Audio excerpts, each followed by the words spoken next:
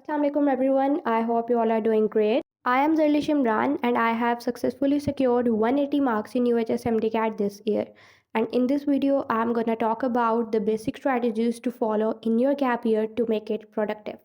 So basically जब भी आप गैप ईयर लेने का या फिर एमडी कैट को रिपीट करने का डिसीजन लेते हो तो द वेरी नेक्स्ट मोमेंट जो फर्स्ट क्वेश्चन आपके सामने आता है वो ये है कि आप कहाँ से अपनी प्रिपरेशन स्टार्ट कर सकते हो, क्या आपके फ्लॉज थे, क्या आपकी मिस्टेक्स थी जो कि आपने पिछले साल की और कैसे आप उन मिस्टेक्स को रेक्टिफाई कर सकते हो.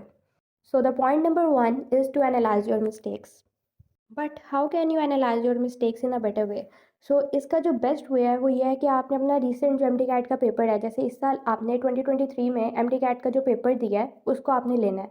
आपने उस पेपर को हर एम सी क्यू को स्टेप बाय स्टेप जो आपका गलत हुआ है ना उसको एनालाइज करना है कि ये वाला एम सी क्यू मेरा क्यों गलत हुआ, क्या मुझे ये एम सी क्यू वाकई नहीं था आता, या फिर क्या मैंने ओवर कॉन्फिडेंट होकर इसका गलत मार्क कर दिया, या फिर क्या मेरा बबल फिलिंग में मिस्टेक हुआ था, या फिर हो सकता है कि आपने बहुत ज़्यादा स्ट्रेस ले लिया हो क्योंकि पिछले जो आपके एमसीक्यूज़ थे वो आपको नहीं थे आ रहे. एंड इट्स क्वाइट नॉर्मल, क्योंकि जब आपको पिछले एमसीक्यूज़ नहीं आ रहे होंगे, आप आगे एमसीक्यूज़ कर भी रहे होगे ना, वो आपको आता भी होगा. आपको उन एमसीक्यूज़ का स्ट्रेस हो रहा होगा, उनकी वजह से आपको एंजाइटी फील हो रही होगी कि ये तो मेरे हो जाएंगे, लेकिन वो 7-8 एमसीक्यूज़ उन्हें मैं कैसे टैकल करूँगा, और अगर वही ठीक से सॉल्व नहीं हुए तो how will I be able to secure admission in a medical college. So this is the best way to analyze your mistakes. Okay, so point number 2 is analyze your weak points. Mistakes को तो analyse करने का best way हमने देख लिया, लेकिन अपने week points को एनालाइज करने का बेस्ट वे क्या है. उसमें आपने क्या करना है कि कोई भी वेल नोन अकेडमी है, स्टेप है, कैप्स है, किसी भी अकेडमी का आपने एक एफएलपी लेना है. अब उसमें क्या करना है कि आपने उस एफएलपी को सॉल्व करना है, क्योंकि हर इंसान खुद को सबसे बेहतर जानता है. आपको पता है कि आपके कौन से वीक पॉइंट्स थे, एंड स्टिल अगर आपको नहीं पता तो आप अभी भी एनालाइज कर सकते हो. It's not a big deal. So जैसे जैसे आप एफ एल पीज़ में एम सी क्यूज़ को सॉल्व करते जाओगे आपको खुद ब खुद अंदाज़ा होता जाएगा कि आपके कौन से टॉपिक्स वीक हैं एंड कौन से स्ट्रॉन्ग हैं. और जो वीक टॉपिक्स हैं उनको आपने अपनी स्ट्रेंथ बना लेना है. जैसे अगर एक एफ एल पी में आपने कोई एम सी क्यू देखा, उसमें आपको डाउट हो रहा है कि इसका सी भी हो सकता है, बी भी हो सकता है, उसमें स्टिल डाउट होने की क्या मेन वजह है, क्योंकि वो आपका पॉइंट स्टिल वीक है. एंड जो एमसीक्यू आप सॉल्व कर रहे हो आपको क्लियर कट आंसर पता है कि ए तो नहीं हो सकता, बी भी नहीं है, डी भी नहीं है, इसका क्लियर कट आंसर सी है. It means that your particular point is strong. And जो एमसीक्यू स्टिल आपको डाउट कॉज करवा रहे हैं, जिसमें आपका सॉल्व नहीं हो रहे, वो आपके वीक पॉइंट्स हैं.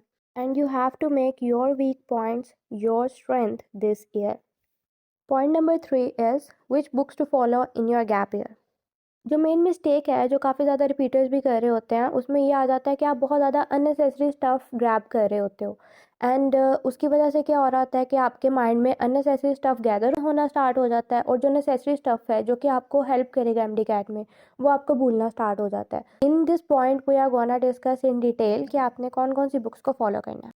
So let's start from biology, क्योंकि एमडी कैट का मेजर पोर्शन बायो पर कंसिस्ट कर रहा होता है. Like it consist of 68 MCQs. In biology जो मेन बुक्स मैंने यूज़ की थी that was of Punjab text book and the federal text book. क्योंकि अगर आप पूरे गैप ईयर में इन दो बुक्स को थॉरली लेकर चल रहे हो एंड आपकी इन दो बुक्स में स्ट्रॉन्ग ग्रिप है, then you can easily solve your biology portion of MD cat.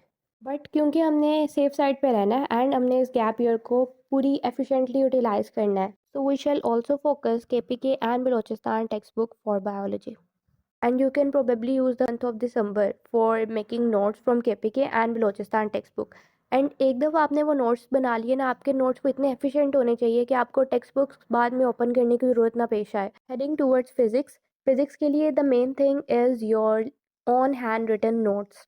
क्योंकि लेक्चर के दौरान आपने जो खुद के हैंड रिटन नोट्स बनाए होंगे ना, वो ज़्यादा एफिशिएंट होंगे एज़ कम्पेयर टू दोस्त के आपने अपने दोस्त से नोट्स ले लिए या फिर आपने कोई प्रिपरेशन बुक को यूज़ कर लिया. क्योंकि जब आप लेक्चर के दौरान खुद अपने हाथ से नोट्स बना रहे होते हैं ना, तो कहीं ना कहीं वो चीज़ आपके सबकॉन्शियस माइंड में भी जाकर स्टोर होना स्टार्ट हो जाती है. एंड वही आपको बाद में एग्ज़ाम में भी हेल्प कर रही होती है, क्योंकि आपको पता होता है कि उस जगह पर उस पेज पे मैंने ये पॉइंट लिखा था, उस कलर से हाईलाइट किया था. कहीं ना कहीं ये चीज़ें आपस में लिंक कर रही होती हैं एंड आपको बहुत ज़्यादा हेल्प करती हैं. And the second thing which you will use for physics preparation is the Punjab text book. क्योंकि फिजिक्स में नो डाउट कि ज़्यादा न्यूमेरिकल पार्ट है या फिर कॉन्सेप्चुअल है, लेकिन टेक्स्ट लाइन भी कुछ टॉपिक्स ऐसे होते हैं जिनके लिए टेक्स्ट लाइन भी उतनी ही अहमियत रखती हैं जितनी कि आपका कॉन्सेप्चुअल पार्ट रखता है. तो try to take these two things parallel. If we talk about chemistry, तो केमिस्ट्री के लिए देखा जाए तो अगेन आपके खुद के हैंड रिटन नोट्स एंड आपकी जो पंजाब की टेक्स्ट बुक है। एंड अगेन अगर आप केमिस्ट्री के लिए देखो तो वहाँ पर जो एक्सेप्शंस है ना उन पे आपने बहुत ज़्यादा गौर करना है, क्योंकि जहाँ जहाँ एक्सेप्शन है ना वो समझ लो कि केमिस्ट्री के एग्जामिनर का फेवरेट पॉइंट है, और वो मैक्सिमम जो क्वेश्चंस बनाएगा वो एक्सेप्शन से बनाएगा। आपने कैटलिस्ट को अच्छे से देखना है एंड एक्सेप्शंस को बहुत अच्छे से याद कर लेना है।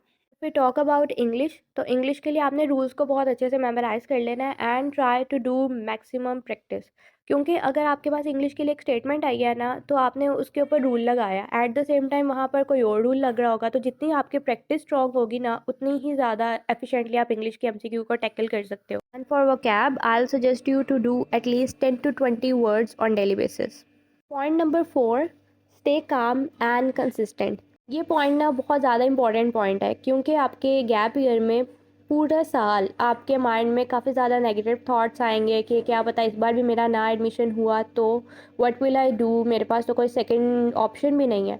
आपने ना इन सारे नेगेटिव थॉट्स को ना पॉजिटिव इमोशंस में चेंज कर देना है। लाइक खुद से ये कहो कि अल्लाह ताला ने आपको सेकंड चांस दिया है, आपने अपनी पोजीशन को रीडिफाइन करना है, इस सेकंड चांस में अपनी कैपेबिलिटीज़ को मैक्सिमम यूटिलाइज करना है। मैंने इतना ज़्यादा हार्ड वर्क करना है ना इस सेकंड चांस में कि मुझे फर्दर अगर मेरा रिज़ल्ट आए तो मुझे कोई रिग्रेट ना हो कि मैंने कहीं ना कहीं कोई मेहनत में कसर छोड़ दी थी। इतना ज़्यादा हार्ड वर्क करो, और सिर्फ हार्ड वर्क नहीं, उसके साथ स्मार्ट वर्क भी करो। जैसे मैंने आपको बताया कि आप ये नहीं करो कि बहुत ज़्यादा आपने स्टफ़ को ग्रैब कर लिया, अननेसेसरी स्टफ़ को, नेसेसरी चीज़ें जो आपको चाहिए, क्योंकि आपने मार्क्स ओरिएंटेड स्टडी करनी है। So stay calm and consistent during your whole MDCAT journey. Heading towards the $1 million secret. That is to pray 5 times a day.